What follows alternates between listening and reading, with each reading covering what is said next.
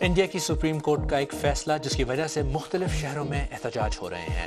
فیصلہ ہے تو ایک پہاڑی سلسلے کے بارے میں، لیکن لوگوں کو خدشہ ہے کہ اس فیصلے کے پیچھے کچھ ایسے مخفی عزائم ہیں جن سے ماحول کو سخت نقصان پہنچے گا۔ میں ہوں خالد کرامت اور یہ آج B B C news Urdu کے پروگرام جہانما کی ہماری ٹاپ سٹوری ہے۔ اس کے علاوہ پروگرام میں دیکھیے گا یوکرین پر روس کی جانب سے تابڑ توڑ حملے، جنگ میں تیزی آئی ہے، ایک ایسی جنگ جو شاید لگے کہ ہم سے بہت دور ہے لیکن آپ کی زندگیوں کو متاثر کرے گی۔ انڈیا کی سپریم کورٹ کے ایک آرڈر کے بعد ملک میں ایک تنازع پیدا ہو گیا ہے۔ سپریم کورٹ نے اراولی ہلز جو دنیا کے سب سے پرانے پہاڑی سلسلے میں سے ایک ہے، اس کی ڈیفینیشن کو بدل دیا ہے۔ سپریم کورٹ کی نئی ڈیفینیشن کے مطابق اب اراولی ہل میں صرف وہ پہاڑ شامل ہوں گے جو 100 میٹر سے زیادہ اونچے ہیں۔ عدالت نے مزید یہ بھی کہا ہے کہ 2 یا اس سے زیادہ ایسی پہاڑیاں جو 500 میٹر یا اس سے کم کے فاصلے پر ہوں تو صرف ان کا اور اس کے درمیان زمین کا شمار اراولی کے پہاڑی سلسلے میں ہوگا۔ راجستھان، گجرات، ہریانہ اور دلی کی ریاستوں تک پھیلا ہوا اراولی پہاڑی سلسلہ 650 کلومیٹر سے زیادہ لمبا ہے اور 1,47,000 اسکوائر کلومیٹر پر پھیلا ہوا ہے۔ اس بارے میں اراولی کی پہاڑیوں میں منگھر گاؤں میں موجود بی بی سی نیوز کے نامہ نگار دل نواز پاشا نے تفصیلات بتائیں۔ اراولیز کی ان پہاڑیوں کو نارتھ انڈیا اور راجستھان کے ڈیزرٹ یعنی ریگستانی علاقوں کے بیچ ایک نیچرل بیریئر بھی کہا جاتا ہے، اور یہ زمین کے نیچے کے پانی کو ریچارج کرنے اور جو موسم کا توازن ہے اس کو بنائے رکھنے کے لیے بے حد اہم مانی جاتی ہے۔ ایسے میں انوائرمنٹلسٹ اس بات پر بھی زور دیتے ہیں کہ ان پہاڑیوں کو بچایا جانا اس دیش کے لیے اور یہاں کے لوگوں کے لیے بہت ضروری ہے۔ انوائرمنٹلسٹ اور ایکٹیوسٹ یہ ترک دے رہے ہیں کہ سپریم کورٹ کو یہ ڈیفائن کرنے کی ضرورت کیا ہے کہ اراولی کا علاقہ کون سا ہے، اور کیا اس ڈیفینیشن سے ایک بڑا حصہ جو اراولیز کا ہے وہ باہر ہو جائے گا۔ حالانکہ جو یہاں سرکار ہے، سرکار کا کہنا ہے کہ اس فیصلے کا مقصد اراولیز کو پروٹیکٹ کرنا ہے، لیکن ایکٹیوسٹ کہہ رہے ہیں کہ اس سے بربادی کا ایک راستہ شروع ہوگا۔ اراولیز پہلے بھی جو ہیں کھنن کا شکار ہوتی رہی ہیں، بڑے پیمانے پر کھنن ہوا ہے۔ ابھی ہم جس علاقے میں ہیں یہاں کئی کھدانیں ہیں جو اب سے 20-25 سال پہلے چلتی تھیں، اور یہاں کے لوگوں نے ہمیں بتایا ہے کہ پہاڑوں کی کئی چوٹیاں غائب ہو چکی ہے۔ ایسے میں سوال یہ ہے کہ بھارت اپنی جو ذمہ داریاں ہیں انوائرمنٹ کو لے کر ان کے بیچ اور ضرورتوں کے بیچ توازن کیسے قائم کرے گا۔ اور اسی بارے میں مزید بات کرنے کے لیے اس وقت اسٹوڈیو میں میرے ساتھ موجود ہیں بی بی سی نیوز کے environment correspondent Naveen Khadka. Naveen, supreme court نے جو فیصلہ دیا اس کے بعد احتجاج ہو رہے ہیں، یہ جو احتجاج کرنے والے ہیں ان کے خدشات کتنے ویلڈ ہیں؟ دیکھیے، مین کنسرن یہ ہے کہ یہ جو ہے یہ اراولی ہلز جو ہے یہ ایک نیچرل بیریئر ہے۔ نیچر بیسڈ سولوشن کی کانٹیکسٹ میں جو لڑائی ہو رہی ہے جلوایو پریورتن یا کلائمیٹ چینج جو ہے، اس کی لڑائی میں اس طرح کی جو نیچرل سیف گارڈز کی بہت ہی امپورٹنٹ ویلیو ہوتی ہے، اور جو تھار ڈیزرٹ ہے وہ آ رہا ہے، تو نیچرلی یہ ریجن جو ہے انڈو گینجیٹک پلین جو ہے وہاں کے لوگ کو پولوشن اور ڈسٹ اسٹارم وغیرہ یہ سب پتہ چل چکا ہے۔ تو اگر یہ چلا جائے گا تو یہ سب ایشو جو ہے یہ اور بھی سیریس ہوگا، اور اس کے بعد جو ہے پانی کا تو ایشو ہے ہی، 3 ندیاں ہیں وہاں، اگر وہ غائب ہو جائیں گے تو وہ جو ہے ڈیزرٹیفیکیشن بولتے ہیں اسے، یہ ریگستان کا پھیلاؤ ہے، یہ کافی ایمیننٹ دکھتا ہے، اسی لیے لوگ کافی پریشان ہیں۔ اور یہ لوگوں کی زندگی کو کس طرح متاثر کرے گا؟ سب سے پہلے دیکھیے ایئر پولوشن کا جو ایشو ہے، ڈسٹ اسٹارم اگر اس طرف سے آتا ہے، ریگستان پھیلتا ہے، ڈسٹ اسٹارم آتا ہے تو ظاہر ہے کہ ہیلتھ کافی بگڑ جائے گا، نمبر 1۔ اب دیکھیے دوسرے جو ہے پانی کا ایشو ہے، پانی اگر چلا جائے گا واٹر ٹیبل تو جو سنک ہولز یا پھر جو ہے زمین دھسنا انہیبیٹیبل ہو جائے گا، ایسا وارننگ ہے۔ تو ہمیں یہ یاد کرنا ہے کہ یہ ابھی صرف پہاڑ نہیں ہے، یہ انٹائر ایکو سسٹم ہے جو بیریئر کا کام کر رہا ہے۔ تو اگر یہ بیریئر ہی نہیں رہے گا تو کیا ہوگا، ایک اور یہ کہتے ہیں، اور دوسری سرکار کا کہتا ہے کہ اسی لیے ہم بھی اسے پروٹیکٹ کرنا چاہتے ہیں کیونکہ وہاں الیگل مائننگ ہو رہا ہے، اسی لیے ہم یہ کر رہے ہیں۔ تفصیلات بتانے کا بہت بہت شکریہ۔ اس بات کے چانسز کم ہیں کہ آپ نے ونس زمپالا کا نام سنا ہوگا، لیکن اگر کال آف ڈیوٹی کا ذکر کروں تو شاید آپ نے یہ گیم نہ بھی کھیلا ہو تو اپنی فیملی میں کسی بچے سے اس کا نام ضرور سنا ہوگا۔ ان دونوں کا کیا تعلق ہے، اس پر بات کرتے ہیں ہمارے ٹرینڈنگ سیکشن میں۔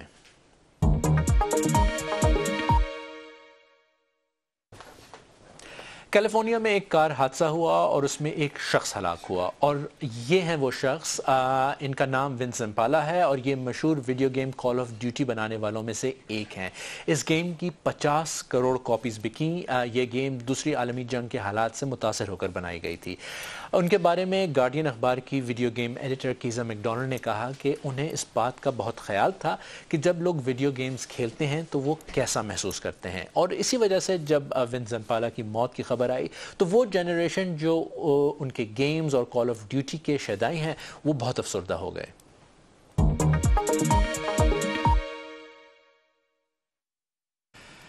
यूक्रेन के सदर ज़ेलेंस्की का कहना है कि सदर पुतिन को एहसास नहीं हो रहा कि उन्हें कत्लो गारत रोकना होगी और इसका मतलब है कि दुनिया उन पर भरपूर दबाव नहीं डाल रही। रूस ने रात भर 600 ड्रोन्स और 30 मिसाइल यूक्रेन पर दागे हैं। रूस की वजारत दिफा ने इस बात की तस्दीक की है कि उसने यूक्रेन के तवानाई और ट्रांसपोर्ट इंफ्रास्ट्रक्चर को निशाना बनाया है जिसका इस्तेमाल फौज कर रही थी।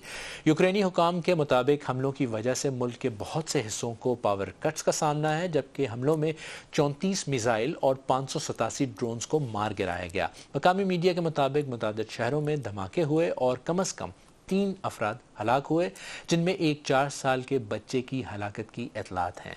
मुल्क के वज़ीर आज़म के मुताबिक मुल्क के मगरबी हिस्से में सबसे ज़्यादा नुकसान हुआ है।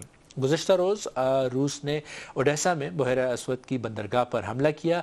ये 24 घंटे के अरसे में दूसरा ऐसा हमला था। इस बंदरगाह को अनाज की एक्सपोर्ट्स का अहम मरकज़ समझा जाता है। यूक्रेन से दुनिया भर में गंदम एक्सपोर्ट की जाती है और यहाँ जंग की वजह से दुनिया भर में महंगाई हो सकती है।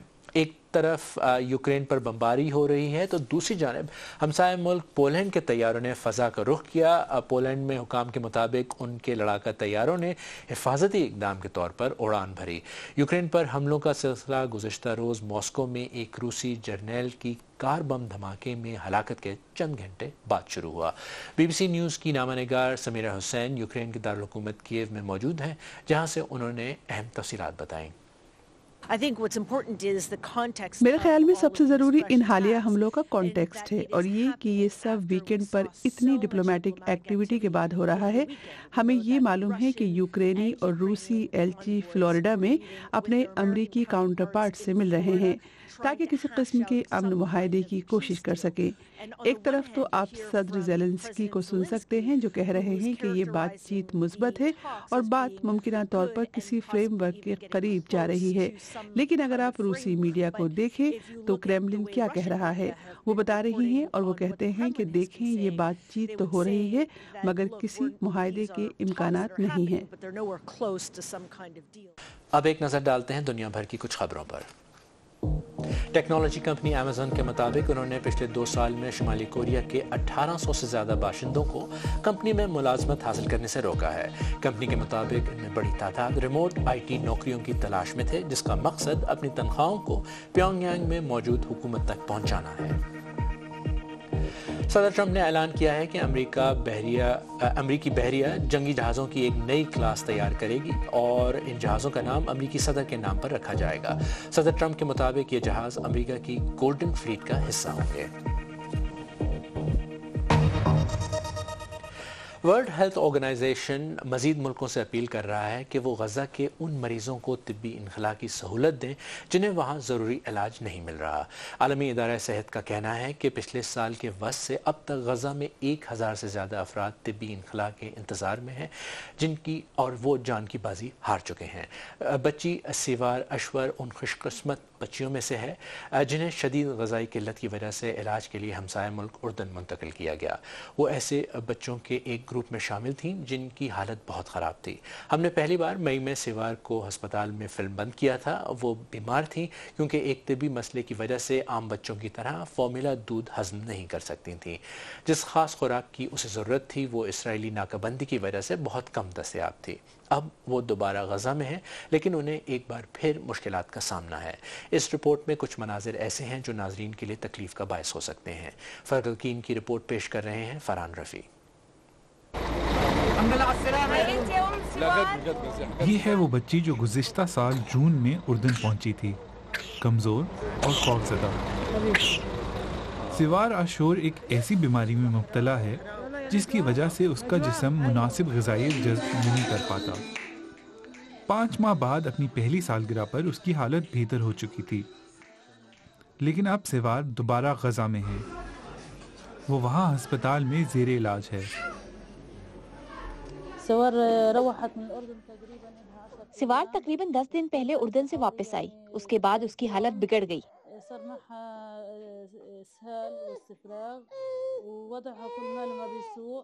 سوار کو واپس اس لیے بھیجا گیا کیونکہ اردن کی پالیسی کے مطابق مریضوں کو علاج مکمل ہونے کے بعد واپس جانا ہوتا ہے۔ مارچ سے اب تک 300 بیمار بچے اور 700 سے زائد والدین اور گارڈین اردن آئے ہیں۔ سوار ان 45 بچوں میں شامل تھی جنہیں حال ہی میں واپس بھیجا گیا ہے۔ Do you understand how people watching this? کیا آپ سمجھتے ہیں کہ یہ بات لوگوں کے لیے قبول کرنا مشکل ہو سکتی ہے کہ اتنی نازک حالت میں موجود ایک بچی کو موجودہ حالات میں غزہ واپس بھیجا جائے؟ No patient is sent back before they finish their medical treatment. کسی بھی مریض کو علاج مکمل ہونے سے پہلے واپس نہیں بھیجا جاتا۔ علاج ختم ہونے کے بعد انہیں 2 وجوہات کی بنا پر واپس بھیجا جاتا ہے۔ پہلی وجہ یہ ہے کہ ہمیں غزہ سے مزید مریض لانے کا موقع ملتا ہے۔ ہم سب کو ایک ساتھ نہیں لا سکتے، مرحلہ وار لانا پڑتا ہے۔ دوسری وجہ یہ ہے کہ ہم کسی بھی صورت میں فلسطینیوں کو ان کی زمین سے بے دخل کرنے کے عمل میں شریک نہیں ہونا چاہتے۔ خاندان ایک رشتہ دار کے گھر واپس آیا، لیکن ان کا کہنا ہے کہ راستے میں اسرائیلی حکام نے سوار کے لیے ضروری خاص دودھ کا بڑا حصہ ضبط کر لیا۔ وہ بار بار کہتے رہے کہ آپ یہ ساتھ نہیں لے جا سکتی۔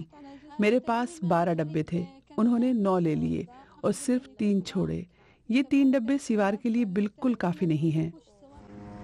بی بی سی کو دیے گئے ایک بیان میں اسرائیلی حکام نے کہا، سیکیورٹی پابندیوں کے باعث خاندانوں کی واپسی اس شرط پر منظور کی گئی کہ وہ سرحد پر کم سے کم سامان، جس میں بچوں کا دودھ اور کپڑے شامل ہوں، کے ساتھ پہنچے۔ جہاں سامان مقررہ حد سے زیادہ تھا وہاں اس سے داخلے کی اجازت نہیں دی گئی۔ تباہ حال غزہ میں اس وقت 18,000 سے زیادہ بیمار اور زخمی افراد ہیں، جن میں بڑی تعداد بچوں کی ہے اور انہیں طبی انخلا کی ضرورت ہے۔ جنگ کے باعث آبادی کا 90% حصہ بے گھر ہو چکا ہے۔ کئی لوگ ایک سے زیادہ بار نقل مکانی کر چکے ہیں۔ بچے خاص طور پر بیماریوں اور انفیکشن کا شکار ہو رہے ہیں۔ جنگ بندی کے اعلان کے بعد غزہ کے ہسپتالوں میں آنے والے بچوں کی تعداد ہسپتالوں کی گنجائش سے 3 گنا زیادہ ہو چکی ہے۔ الاقصی شہداء ہسپتال کی حالت بھی دوسرے ہسپتالوں سے مختلف نہیں۔ یہاں ادویات اور طبی سامان کی شدید کمی ہے اور بجلی کے جنریٹر کی بھی بڑی قلت ہے، جو ہسپتال چلانے کے لیے نہایت ضروری ہیں۔ غزہ واپسی کے فوراً بعد نجوہ نے سوار کے چھوٹے بھائی کو جنم دیا۔ خاندان کے پاس اب دودھ اور مالی مدد موجود ہے، جس میں اردن سے ملنے والی امداد شامل ہے، لیکن وہ اسے عارضی سہارا سمجھتے ہیں۔ وہ سوار کو دوبارہ وہاں سے نکالنے کی کوشش کر رہے ہیں، جسے اقوام متحدہ ایک ویران میدان قرار دیتا ہے۔ دنیا میں مقامی یا انڈیجنس لوگوں کے ایسے اب صرف 196 قبیلے باقی رہ گئے ہیں جن کا باقی دنیا سے کوئی رابطہ نہیں۔ ایک غیر سرکاری تنظیم نے بی بی سی کو بتایا ہے کہ اگر انہیں تحفظ دینے کے لیے مزید اقدامات نہ کیے گئے تو اگلے 10 سال میں ان میں سے آدھے ختم ہو سکتے ہیں۔ بی بی سی نیوز کی اسٹیفری ہیگٹی پیرو کے ایمیزون جنگلات گئیں جہاں ان میں سب سے بڑا قبیلہ رہتا ہے۔ رپورٹ پیش کر رہی ہیں عالیہ ناسکی۔ ٹامس اپنے پڑوسیوں کو خبردار کر رہے ہیں کہ وہ یہاں ہیں۔ وہ گزشتہ ہفتے والی خطرناک صورتحال سے بچنے کی کوشش کر رہے ہیں۔ وہاں پر، ٹھیک وہاں پر ایک آدمی مجھ پر تیر سے نشانہ لگائے کھڑا تھا۔ انہوں نے چکر لگانا، سیٹیاں بجانا اور جانوروں کی آوازیں نکالنا شروع کر دیں۔ ان کے پڑوسی میشکو پیرو لوگ ہیں۔ وہ خانہ بدوش شکاری جنہوں نے صدیوں پہلے اپنے آپ کو باقی دنیا سے الگ تھلگ کر لیا تھا۔ غیر سرکاری تنظیم سروائیول انٹرنیشنل کے مطابق دنیا میں ایسے انڈیجنس لوگوں کے صرف 196 قبائل باقی رہ گئے ہیں۔ تنظیم کا کہنا ہے کہ اگر حکومتوں نے مزید اقدامات نہیں کیے تو ان میں سے آدھے سے زیادہ قبائل اگلے 10 سال میں ناپید ہو سکتے ہیں۔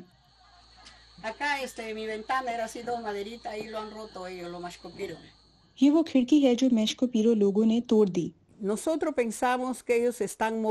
لیکن وہ اس گاؤں میں بار بار آ رہے ہیں.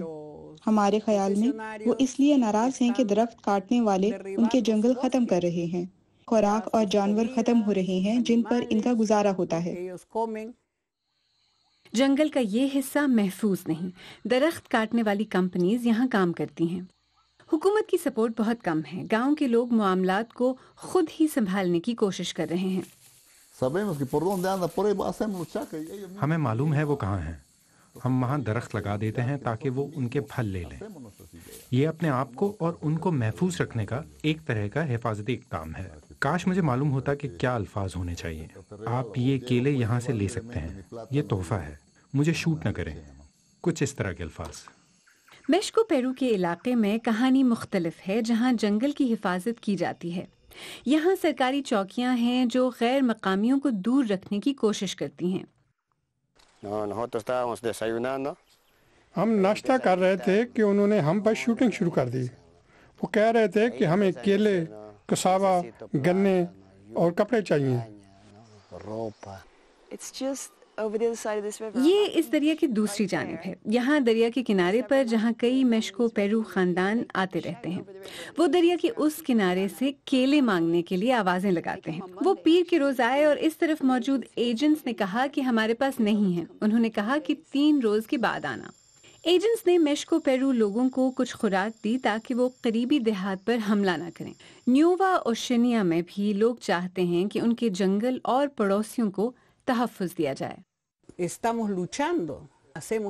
ہم ان کی دیکھ بھال کرتے ہیں، ان کا دفاع کرتے ہیں. ہم مقامی افراد کی حیثیت سے اپنے اجتماعی حقوق کے لیے لڑ رہے ہیں اور اس طرح ہم ان کی آواز بھی اٹھاتے ہیں. اور آج B B C news Urdu کے پروگرام جہانما میں بس اتنا ہی. پروگرام دوبارہ دیکھنے کے لیے ہمارے یوٹیوب اور فیس بک پیج پر آئیے. پروگرام میں شامل سٹوریز اور تازہ ترین خبروں کے لیے ہماری ویب سائٹ bbc.com/urdu پر آئیں. B B C news Urdu کے Instagram, TikTok, YouTube, Facebook اور ایکس اکاؤنٹ کو فالو کریں. وہاں تازہ ترین خبریں ملیں گی. خالد کرامت کو اب اجازت دیں. کل پھر ملاقات ہوگی.